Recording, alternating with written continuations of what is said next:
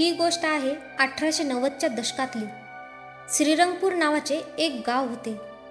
त्या गावात वीरेंद्र प्रताप सिंग नावाचे एक मोठे जमीनदार होते. अमाप संपत्ती, त्यांची एक मोठी आलिशान हवेली होती. जुन्या काळातलं दगडी बांधकाम, आकर्षक रंग, उंच भिंती, सुमारे 30 खोल्यांची ती हवेली बघताक्षणी डोळ्यात भरून जात असे. इतकी सुंदर आणि मजबूत हवेली होती ती. भिंतीवर आखीव रेखीव असं सुंदर नक्षीकाम केलेलं होतं. त्या नक्षीकामामुळे हवेलीतील प्रत्येक भिंत जणू नव्या नवरीसारखी नटलेली दिसत होती.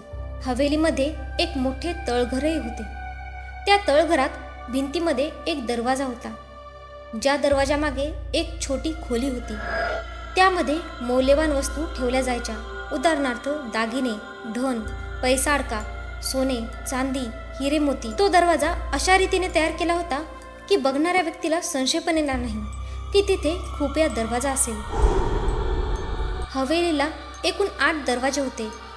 त्यातला एक दरवाजा तळघराला जोडलेला होता.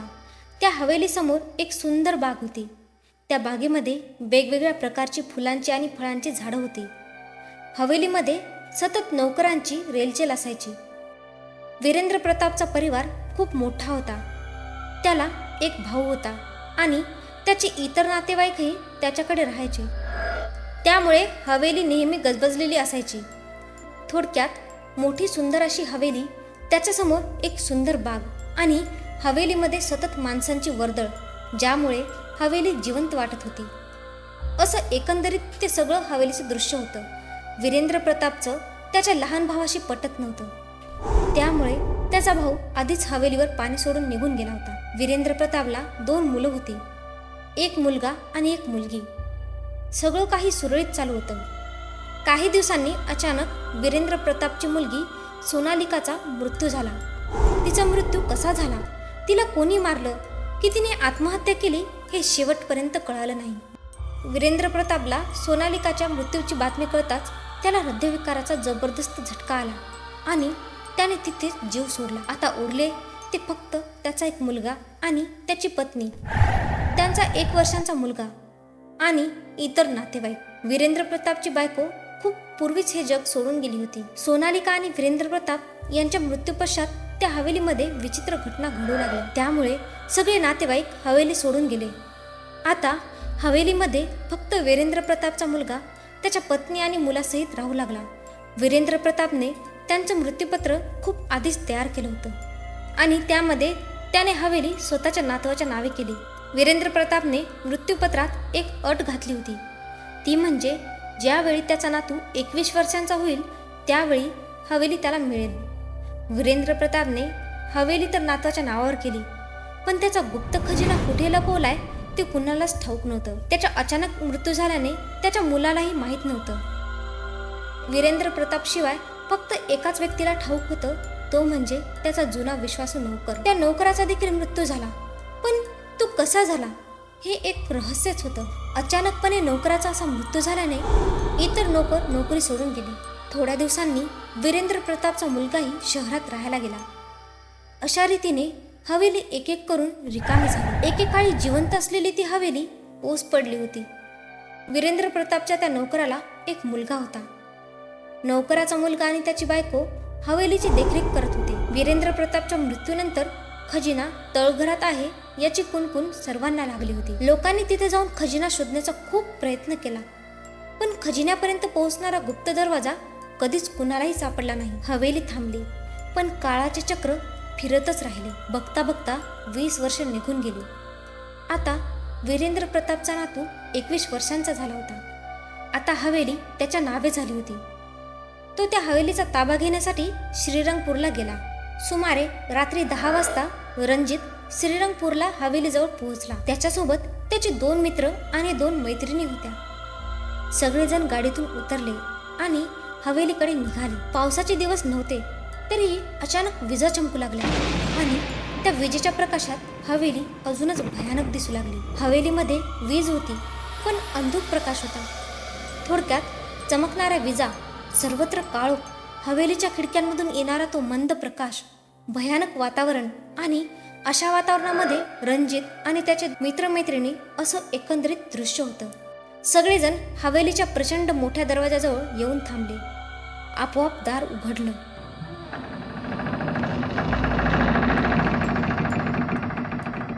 असा आवाज आला. त्याचा करर असा आवाज ऐकून क्षणभर हृदय उडून हातात आल्यासारखं सर्वांना वाटलं. तेवढ्यात आतून एक म्हातारा हातात काहीतरी घेऊन आला. त्याचा अवतार इतका विचित्र होता. वाढलेली दाढी, कानटोपी, स्वेटर, एका हातात कंदील आणि दुसऱ्या हातात सुरा. थोडं पुढे आल्यानंतर तो जरा स्पष्ट दिसू लागला. त्याला अचानक असं समोर बघून सगळे घाबरले.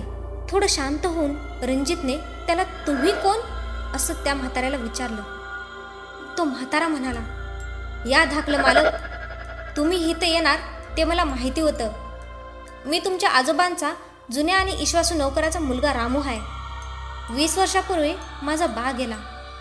कसा गेला, कुणी मारले, काय बी ठाऊक नाही. तेव्हापासनं मी आणि माझी बायको या हवेलीची देखरेख करतोय. तुमच्या राहण्याची समधी सोय मी केली आहे. रणजित म्हणाला, ते सगळं ठीक आहे रामू काका, पण तुम्ही हा सुरा घेऊन का आला? त्यावर रामू म्हणाला, दिवसा काय नाही, पण रातच्याला इथं चोरांची लय भीती आहे बघा, म्हणून छान मी हा सुरा माझ्याजवळ ठेवतो. हे ऐकून तर सर्वांचे धाबे दणाणले होते. रामूने काळजी न करण्याबाबत सांगितलं. रणजित म्हणाला, रामू काका, सर्वांना खूप भूक लागलेली आहे. जेवणाची तयारी करा आणि सर्वांना त्यांच्या खोल्या दाखवा. रामूने मानेने हो म्हणून सगळ्यांचं सामान घेतलं आणि वरती खोल्या दाखवण्यासाठी गेला.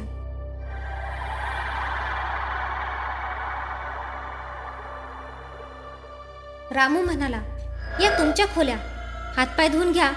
अर्ध्या तासात जेवण तयार होईल. मी बोलवायला येतो तवर आवरून घ्या समधी. असं म्हणून तो बायकोला मदत करण्यासाठी स्वयंपाकघरात निघून गेला. सगळे आपापल्या खोलीत गेले आणि आवरू लागले. तेवढ्यात हवेलीमधले सगळे दिवे गेले आणि सगळीकडे अंधार झाला. रणजित बाहेर आला आणि रामूला हाक मारू लागला. रामू खालूनच बोलू लागला, मला काय बी झालं तरी तुम्ही कोणी बी खोलीतनं बाहेर येऊ नका. हे ऐकून सगळे आपापल्या खोलीमध्ये बसून राहिले. थोड्या वेळाने दाराबाहेर विचित्र आवाज ऐकू येऊ लागले. ओरडण्याचा, रडण्याचा आणि दारावर नखे ओरबडण्याचा. 10 मिनिटांनी दिवे आले आणि सगळीकडे प्रकाश झाला. त्याचबरोबर सर्वांच्या जीवात जीव आला. रामू सगळ्यांना जेवायला बोलवायला वरती गेला. रणजितने रामूला घडल्या प्रकाराबद्दल विचारलं. तेव्हा रामूने उत्तर देणं टाळलं आणि म्हणाला, मालक, जेवण तयार आहे, जेवायला चला. असं म्हणून तो खाली जाऊ लागला. रणजितने थोडं रागानेच विचारलं, रामू काका, इथे काय चालू आहे ते मला कळायलाच हवं. रामू म्हणाला, मालक, तुम्ही आलाय नव्हं इथं, आता कळल हळूहळू, चला जेवायला समधी. असं म्हणून तो खाली गेला. त्याच्या मागून सगळेजण जेवायला खाली गेले आणि डायनिंग टेबलवरती जेवायला बसले. रामू सर्वांना वाढत होता. सगळे शांतपणे जेवत होते, कारण थोड्या वेळापूर्वी झालेल्या प्रकाराने सर्वांच्या मनात घर केलं होतं.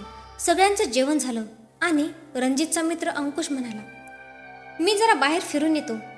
तो बाहेर गेला आणि बाकीचे आपापल्या खोलीमध्ये गेले. रणजितची मैत्रीण अनुष्का तोंड धुण्यासाठी बाथरूममध्ये गेली. समोर एक खिडकी होती. अचानक तिथून कोणीतरी जोरात गेल्यासारखं वाटलं. तिने थोडं पुढे जाऊन बघितलं तर तिला एक सावली दिसली. तशी ती घाबरली आणि जोरात ओरडली. तिचा आवाज ऐकून सगळे तिच्या खोलीत आले. रामूही आला. रणजितने काय झालं म्हणून विचारलं. तेव्हा तिने घडलेला सर्व प्रकार सांगितला.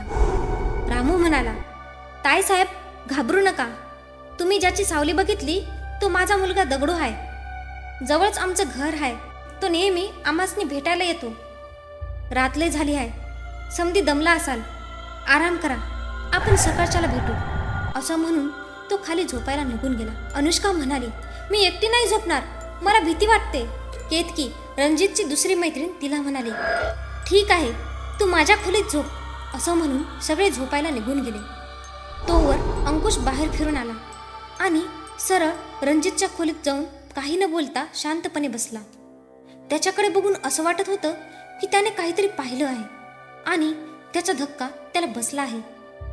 रणजितने त्याला काय झालं विचारलं तर तो काहीच बोलत नव्हता. वारंवार विचारणा केल्यानंतर अंकुशने पाहिलेला सर्व प्रकार सांगितला. रणजितने अंकुशला प्यायला पाणी दिले आणि थोडा शांत झाल्यानंतर त्याने घडलेला सर्व प्रकार सांगितला. तो म्हणाला, या हवेलीमध्ये अतृप्त शक्ती वावरतात आणि आपण इथे आलेलो त्यांना आवडलं नाहीये. रणजित म्हणाला, कशावरून? मी बाहेरून हवेलीमध्ये येत होतो, त्यावेळी बागेत मला कोणीतरी पाठमोरं दिसलं. मला कळेना की यावेळी इथं कोण आलं असेल, म्हणून मी थोडं पुढे जाऊन बघितलं तर तिथे फक्त कपडेच होते. त्यातला माणूस गायब झाला होता. मी घाबरलो आणि धावत वरती आलो तर समोर एक खोली आहे. ती हळदी कुंकू आणि पूजा करून बंद केलेली दिसत आहे. त्या खोलीमध्ये जोरजोरात आदळआपट करण्याचा आवाज आला. मी कान देऊन ऐकलं तर आतून, इथून निघून जा, एवढंच सारखं ऐकू येत होतं. मी आधीच त्या बागेतल्या प्रकाराने पुरता हादरून गेलो होतो. त्यात या खोलीतून आलेला आवाज हे सगळं ऐकून रणजित जोरात हसू लागला. तो अंकुशला म्हणाला, come on buddy, don't be so stupid. तू एवढा शिकलेला आहेस तरी या गोष्टींवर विश्वास ठेवतोस? ही हवेली भयानक वाटते म्हणून तुला भास झाला असेल. So forget it and relax. रणजितने अंकुशला शांत हो आणि जाऊन झोप असं सांगितलं आणि स्वतःही झोपायला गेला. त्या रात्री रणजितला अजिबात झोप येईना. त्याचा विश्वास नव्हता, पण अंकुशने सांगितलेल्या गोष्टी त्याच्या डोक्यामध्ये फिरत होत्या. अंकुश खरं बोलत होता का?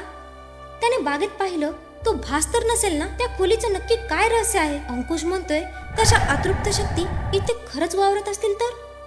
असे वेगवेगळे विचार त्याच्या डोक्यात एकाच वेळी त्याच्यावर हल्ला करत होते. झोप जवळपास पण फिरकत नव्हती आणि रणजितच्या डोळ्याला डोळा लागला नाही. तो उठला आणि खोली बाहेर फेऱ्या मारत विचार करू लागला. तेवढ्यात त्याचं लक्ष त्या खोलीकडे गेलं. तो त्या खोलीजवळ गेला पण त्याला काहीच ऐकू आलं नाही. त्यानंतर तो त्याच्या खोलीकडे जाण्यासाठी वळला आणि अचानक समोर रामू कंदील घेऊन त्याला दिसला. अचानक रामूला बघून एक क्षण त्याला काळजात धस्स झालं. तो म्हणाला, रामू काका तुम्ही? मी कसला घाबरलो. रामू म्हणाला, धाकलं मालक, अव इतक्या रातच्याला इथं काय करताय असा? रणजित सावरला. त्याला त्या खोलीबद्दल विचारलं. तो म्हणाला, रामू काका, या खोलीला अशा प्रकारे पूजा करून का बंद केला आहे? रामू पाठमोरा झाला आणि त्याला सगळी हकीकत सांगू लागला. रामू म्हणाला, ही खोली आहे तुमच्या वडिलांच्या बहिणीची, म्हणजे तुमच्या मावळणीची. 20 वर्षांपूर्वी ती गेली. ती कशी गेली हे बी कोडच आहे जे अजून सुटलं नाही. ही बातमी कळाल्यावर तुमचं आजोबा बी धक्क्यानं गेलं. तेव्हापासनं ही खोली बंद केली आहे आणि परत उघडली नाही कधीच. आणि तेव्हापासूनच हवेलीमध्ये लय विचित्र अशा गोष्टी घडतात. म्हणजे कधी पण कुठं पण कुणी पण दिसतं, नाहीतर आवाज ऐकू येतात. आता मात्र रणजितला विश्वास ठेवण्यावाचून पर्याय नव्हता. अंकुश म्हणत होता ते खरं होतं याची त्याला खात्री पटली. रणजित म्हणाला, ठीक आहे रामू काका, रात्र खूप झाली आहे, तुम्ही आता झोपा, मीही झोपतो. असं म्हणून रणजित त्याच्या खोलीत गेला आणि दार लावून घेतलं. रामूने त्या खोलीकडे एक कटाक्ष टाकला आणि मान हलवून तो खाली निघून गेला. इकडे रणजितचा विचार करून करून डोकं फुटायची वेळ आली होती. पहाटेचे 3 वाजायला आले होते तरीही रणजितला झोप नव्हती. तो इकडे तिकडे डोळे फिरवत होता. त्यावेळी त्याला एक खर्र खर्र असा आवाज ऐकू आला. त्याला खिडकीत एक सावली दिसली. मोठे केस, भयानक हात आणि वाढलेली नखं आणि त्या नखाने ओरखडे उठवत आहेत. रणजित घाबरला आणि डोक्यावरती चादर घेऊन झोपला. सकाळ झाली. सुमारे 8 वाजता रणजितचा दुसरा मित्र प्रणव त्याला उठवायला त्याच्या खोलीत गेला. प्रणव म्हणजे एक धडाकेबाज व्यक्तिमत्व, चौफेर लक्ष ठेवणारा आणि वैज्ञानिकदृष्ट्या विचार करून प्रॅक्टिकली वागणारा. हेरगिरी तर रक्तातच होती, म्हणून सगळे त्याला लाडाने जेम्स बॉन्ड म्हणायचे. त्याने रणजितला उठवण्यासाठी त्याला हलवले आणि बघतो तर काय, त्याचं शरीर विस्तवासारखं तापलं होतं. प्रणवने सर्वांना बोलावून आणलं. रामूही आला. रणजित उठ, प्रणव म्हणाला. रणजितला जागेवरून उठताच येत नव्हतं, त्यामुळे त्याच्या पाठीला उशी लावून त्याला व्यवस्थित बसवलं आणि अचानक ताप कसा आला याबद्दल विचारणा केली. रामू म्हणाला, मालकांनी नक्कीच काहीतरी बघितलं आहे. काहीतरी म्हणजे? केतकीने विचारलं. रामू म्हणाला, इथे एक खोली आहे, ती कायम बंदच असते. तिथं मालकांच्या मालवणीचा म्हणजेच आत्याचा जीव गेला होता. तो कसा गेला हे माहिती नाही आणि ती बातमी ऐकून मालकांचा आजोबा बी धक्क्याने गेलं. त्यामुळं मालकांनी नक्की काय बघितलं हे तेच सांगू शकतील. रणजितने अंकुश आल्यापासूनची सगळी हकीकत सर्वांना सांगितली. ते ऐकून तर अनुष्का अजूनच घाबरून गेली. अंकुशनेही घडलेला आणि त्याने पाहिलेला सगळा प्रकार सांगितला. प्रणव म्हणाला, कोणीही घाबरू नका, असं काहीही नसतं. हे सगळे मनाचे भास आहेत सर्वांच्या. सगळे निवांत राहा आणि लेट्स एन्जॉय मॅन. रामू म्हणाला, थोड्या वेळात नाश्ता तयार होईल, समधी आवरून खाली या. असं म्हणून तो निघून गेला. बाकीचेही आपापल्या खोलीमध्ये आवरण्यासाठी गेले. रणजित आणि अंकुशच्या मनातून काल रात्री घडलेला प्रकार जातच नव्हता. सारखं डोळ्यासमोर सगळं तेच येत होतं. दोघेही खूप घाबरले होते. सगळेजण आवरून नाश्ता करण्यासाठी गेले.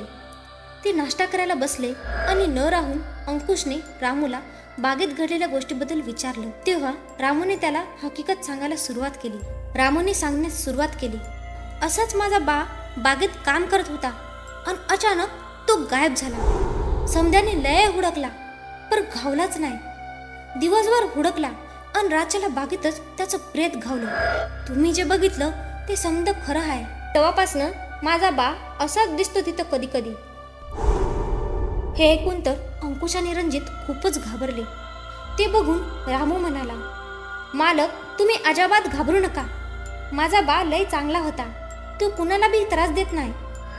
रणजित म्हणाला, रामू काका पण हे सगळं असं घडते इथे, मग पूजा वगैरे का नाही केली कधी? केली आहे पूजा, पर काय उपयोग नाही झाला. रामूने उत्तर दिलं. रणजित मनातून एवढा घाबरला की अचानक त्याचा ताप वाढला. सगळेजण त्याला त्याच्या खोलीमध्ये घेऊन गेले. प्रणवने रामूला वैद्यांना बोलवायला पाठवलं. वैद्यांनी रणजितला तपासलं. ते म्हणाले, रणजितला मानसिक धक्का बसला आहे, त्यामुळे त्याची तब्येत बिघडली आहे. आता त्याला मानसिक धक्का बसू नये याची पुरेपूर काळजी घेणं गरजेचं आहे. मी सांगतो तसा काढा करून तो दिवसातून 3 वेळा न चुकता त्याला द्या. ताप कमी होईल आणि त्याला बरं वाटेल. तो दिवस असाच गेला. सगळे शांत होते, पण प्रणव एकटा अस्वस्थ होता. रात्री जेवताना पण तो शांतच होता. त्याच्या डोक्यात विचारांचा गोंधळ उडाला होता. अंकुशने पाहिलेला प्रकार, रणजितने पाहिलेला प्रकार, रामूने खोलीबद्दल सांगितलेली हकीकत, बागेबद्दल सांगितलेली हकीकत, या सगळ्या गोष्टींची सांगड घालण्याचा तो प्रयत्न करत होता, पण त्याला लिंकच लागत नव्हती. सगळे रात्री झोपायला आपापल्या खोलीत गेले. आधी ठरल्याप्रमाणे अनुष्का आणि केतकी एकाच खोलीत झोपत असत. सगळे झोपले, पण प्रणवला काही केलं झोप येईना. रामूने सांगितलेली त्या खोलीची हकीकत त्याच्या डोक्यात घर करून गेली होती. तो खोली बाहेर आला आणि त्या खोलीकडे एकटक पाहतच राहिला. अनुष्का आणि केतकी झोपले असताना अनुष्काला असा पैंजणांचा आवाज ऐकू आला. ती जागी झाली आणि पाहते तर आजूबाजूला कोणी नाही. मग हा पैंजणांचा आवाज कुठून येतोय? तिने केतकीला उठवलं. केतकी उठ, इथे कोणीतरी आहे. झोपमोड झाल्यामुळे केतकी थोडी चिडलीच होती. ती म्हणाली, कोणी नाही इथे, झोप आता आणि मलाही झोपू देत. अनुष्का मनात म्हणाली, कदाचित भास झाला असेल, आणि ती झोपली. परत तिला तोच आवाज यायला लागला. तो आवाज ऐकून असं वाटत होतं की कोणीतरी तिच्याजवळ पैंजण घालून फेऱ्या मारत आहे. अनुष्का तशीच पडून राहिली आणि अचानक तिला बेडवरून कोणीतरी खाली ओढलं. तशी ती बेडवरून खाली पडली आणि तिच्या डोक्याला जखम झाली. ती जोरात किंचाळली आणि रडायला लागली. सगळेजण दचकून जागे झाले आणि तिच्या खोलीत आले. केतकीही दचकून जागे झाली आणि अनुष्काची अवस्था बघून तर तिला काहीच कळेना. प्रणव बाहेरच होता, त्यामुळे सर्वात आधी तो अनुष्काच्या खोलीत गेला. प्रणव आणि केतकीने अनुष्काला उठवून बेडवरती बसवले. तोपर्यंत रामूसहित सगळे तिथे आले. प्रणवने तिला विचारलं, अनुष्का हे सगळं काय आहे? तुझ्यासोबत नक्की काय झालं आहे? अनुष्का एवढी घाबरली होती की तिच्या तोंडातून शब्दच फुटत नव्हते. केतकीने तिला पाणी दिलं आणि शांत केलं. मग ती थोडी शांत झाल्यानंतर तिने घडलेली प्रत्येक गोष्ट सर्वांना सांगितली. हे सर्व सांगताना, इथे अतृप्त आत्म्यांचा वास आहे, ते आपल्याला जिवंत नाही सोडणार, आपण इथून निघून जाऊ, एवढंच ती म्हणत होती. रणजितनेही हा प्रकार अनुभवला होता. त्यालाही खिडकीवर ओरखडे उठवताना एक बाई दिसली होती, ज्यामुळे तो आजारी पडला होता. त्यामुळे त्याला अनुष्का जे सांगत होती ते पटत होतं. अंकुशलाही अनुभव आला होता, त्यामुळे त्याचाही विश्वास बसत होता. केतकीला खरं काय आणि खोटं काय काहीच कळत नव्हतं. पण प्रणवचं मन यावर विश्वास ठेवायला तयार नव्हतं. केतकीने अनुष्काला शांत करून झोपवलं आणि सगळे आपापल्या खोलीत निघून गेले. पण प्रणव पूर्वीप्रमाणेच खोलीबाहेर घुटमळत होता. कारण आता गोंधळ उडवणारी अजून एक घटना घडली होती. कशी तरी ती रात्र संपली आणि प्रणव पहाटेच बाहेर फिरण्यासाठी गेला. फिरता फिरता तो त्या खोलीबद्दल विचार करू लागला. त्या खोलीमध्ये नक्की काय आहे? रणजित आणि अनुष्काने जे पाहिलं ते सगळं काय होतं? ही माहिती फक्त रामू काकाच देऊ शकतात. त्यांनाच विचारावं लागेल असा मनात विचार करून तो हवेलीकडे जाण्यास निघाला. परत आला तोच रामू त्याच्या नजरेस पडला. तो पळत त्याच्याकडे गेला आणि त्याच्या मनातलं सगळं विचारलं. रामू म्हणाला, ते म्या तुम्हासनी नाही सांगू शकत असं म्हणून तो निघून गेला. प्रणव मनात म्हणाला, ठीक आहे, आत्ता नाही सांगितलं पण नाश्ता करताना रणजितला तर सांगेलच. असा विचार करून तो रणजितकडे गेला आणि त्याला आलेल्या सगळ्या शंका त्याने रणजितकडे ठेवल्या. तो रणजितला म्हणाला, हे बघ रणजित, तू मालक आहेस या हवेलीचा, त्यामुळे खरं काय ते तुला कळायलाच हवं. तेव्हा तू रामू काकांना सगळं विचार. मी आता जातो आणि आवरतो, तू हे आवर, आपण नाश्ता करताना बोलू असं म्हणून तो निघून गेला. रामूने सर्वांना नाश्ता करायला बोलावलं. सगळे आले आणि नाश्ता करायला बसले. तेव्हा प्रणवने रणजितला खुणावलं आणि विचारण्यास सांगितलं. रणजितने मग बोलत बोलत विषय काढला. तो म्हणाला, अरे आपण इथे येऊन 2 दिवस झाले पण आपण काहीच एन्जॉय केलं नाही. आज सगळे फिरायला जाऊयात हां. सर्वांनी त्याच्या निर्णयाचं स्वागतच केलं. रणजित पुढे म्हणाला, आपण इथे आल्यापासून विचित्र घटना घडत आहेत, त्यामुळे सगळेच अस्वस्थ आहेत. मी परवा खिडकीत एक बाई बघितली आणि काल अनुष्काने ते सगळं पाहिलं. यामुळे माझी मनस्थिती खूपच बिघडली आहे. रामू काका, तुम्ही या सगळ्या प्रकारावर प्रकाश टाकू शकता का, जेणेकरून सर्वांनाच खरं काय ते कळेल आणि मनाची अस्वस्थता दूर होईल. रामू म्हणाला, मालक, तुम्ही एवढं विचारताय तर सांगतो. जी बाई तुम्हासनी आणि ताईसाहेबांनी दिसली ते खरं आहे. ते समज त्या खोलीमुळं होते. रणजित म्हणाला, काय आहे त्या खोलीत? रामू म्हणाला, मी तुम्हासनी सांगितलं नव्हं, ती तुमच्या मावळणीची खोली आहे आणि ती गेल्यापासनं ती बंदच आहे. अशा वंगाळ गोष्टी तेव्हापासूनच घडत्यात इथं. रणजित म्हणाला, रामू काका, स्पष्ट सांगा जे काय असेल ते. पण रामू काहीच बोलायला तयार नव्हता. प्रणवने विचार केला आणि त्याचा निष्कर्ष असा निघाला की जोपर्यंत त्या खोलीत काय आहे हे कळत नाही तोपर्यंत काहीच सोक्षमोक्ष लागणार नाही. त्याने याविषयी रणजितशी बोलायचं ठरवलं. रणजितने सांगितल्याप्रमाणे सगळेजण तयार होऊन फिरायला गेले. हवेलीपासून अंदाजे 2-3 किलोमीटर वरती एक तलाव होता. त्याचं नाव होतं सोनेरी तलाव. त्या तलावाला हे नाव मिळालं कारण त्यामध्ये फक्त सोनेरी मासे होते. त्या तलावाजवळच एक बाग होती. सगळे आपापल्या सोयीप्रमाणे फिरत होते. अंकुश, केतकी आणि अनुष्का तलावात दगड मारत होते. रणजित बागेत फिरत होता. प्रणवला वाटलं हीच योग्य वेळ आहे रणजितशी त्या खोलीविषयी बोलायची. प्रणव रणजित जवळ जाऊन बसला. तो म्हणाला, रणजित, तब्येत कशी आहे आता? बाहेर मोकळ्या हवेत फिरायला आल्यामुळे जरा फ्रेश वाटत असेल ना? रणजित म्हणाला, हो, खूप बरं वाटतंय. पण राहून राहून हवेलीमध्ये जे प्रकार घडतायत त्यामुळे अस्वस्थ वाटतंय. प्रणवला विषय काढायचाच होता.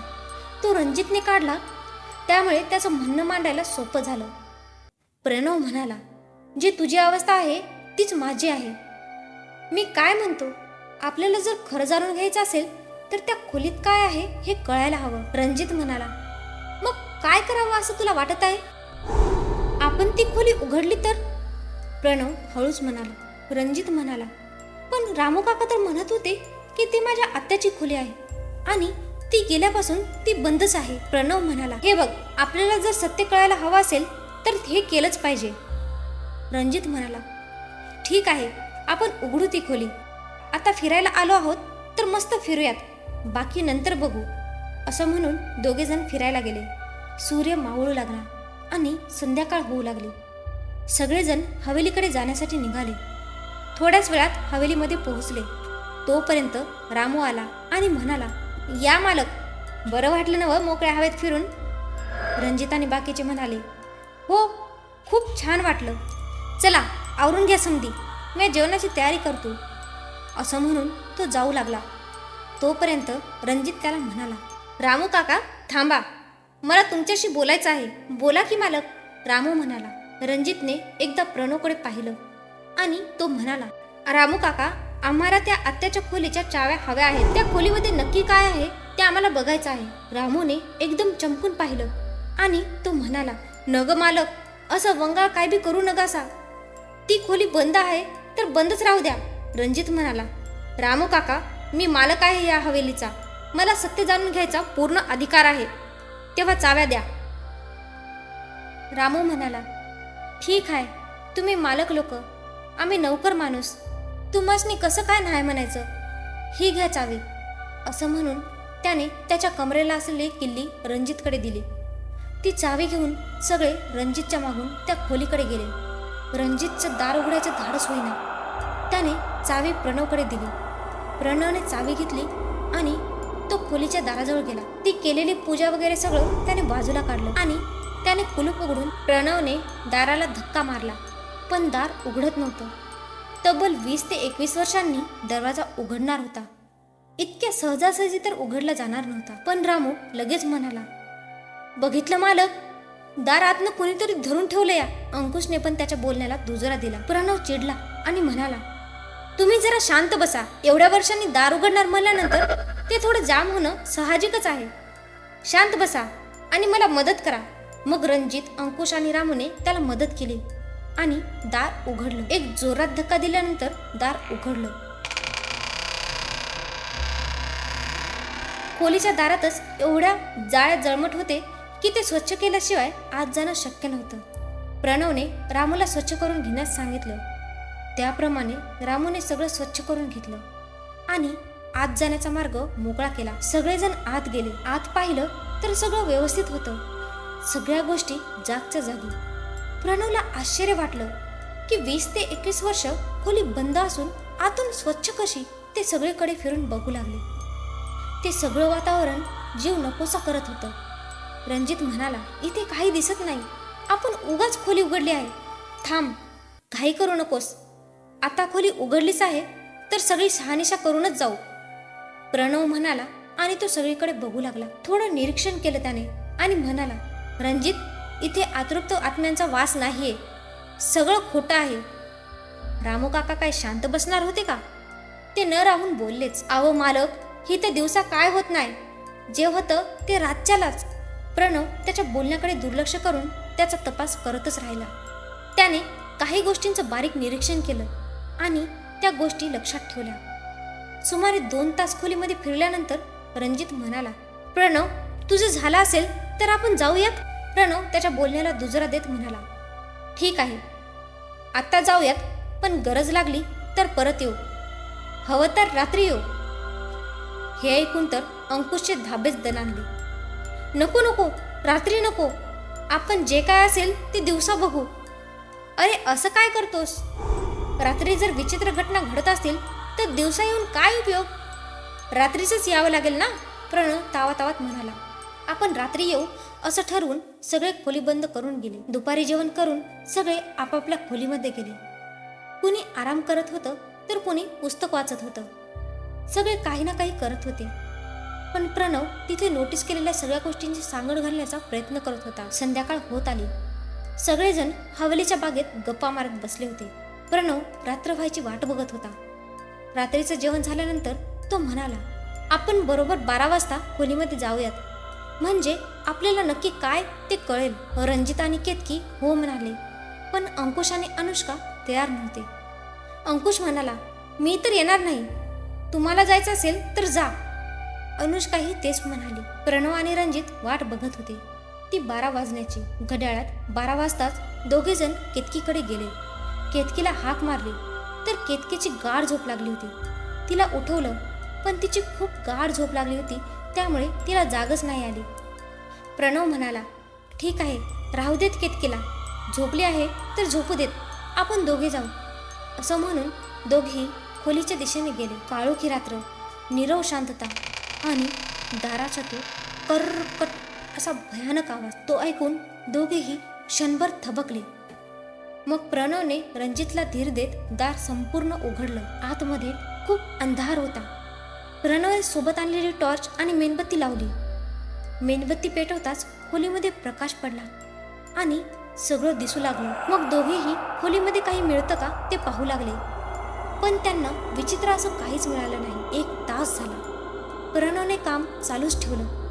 तेवढ्यात रणजितला खोलीच्या दाराजवळून कोणीतरी सावली गेल्याची दिसली.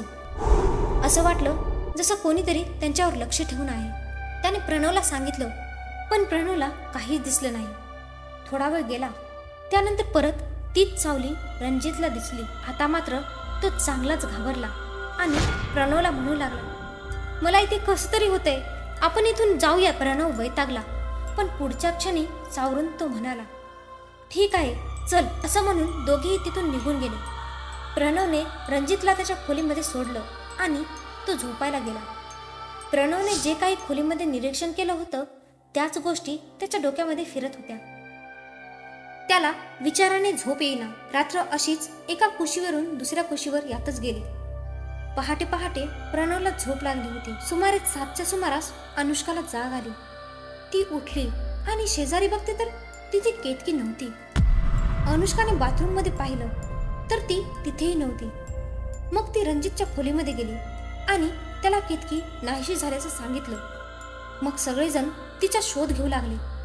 अख्खी हवेली पालथी घातली आणि बागेतही बघितलं, पण ती कुठेच दिसली नाही. थोडा विचार करून प्रणव म्हणाला, कदाचित सकाळीच केतकी फिरायला गेली असेल, येईल थोड्या वेळात. सगळ्यांना तेच वाटलं, पण 10 वाजून गेले तरी केतकीचा पत्ता नव्हता. आता मात्र सगळे घाबरले आणि केतकी कुठेतरी नाहीशी झाले हे पक्क झालं. प्रणव म्हणाला, आता शांत राहून उपयोग नाही. मी आत्ताच माझ्या मित्राला बोलावून घेतो आणि सगळ्या गोष्टींचा छडा लावतो. अरे पण तुझा मित्र इथे येऊन काय करणार? रणजित म्हणाला. प्रणवने उत्तर दिलं, तो एक गुप्तहेर आहे आणि केतकीला तोच शोधू शकतो. केतकी सापडणं खूप महत्वाचं आहे. रणजितने या बोलण्याला दुजोरा दिला आणि ताबडतोब त्याच्या मित्राला बोलावून घेण्यास प्रणवला सांगितलं.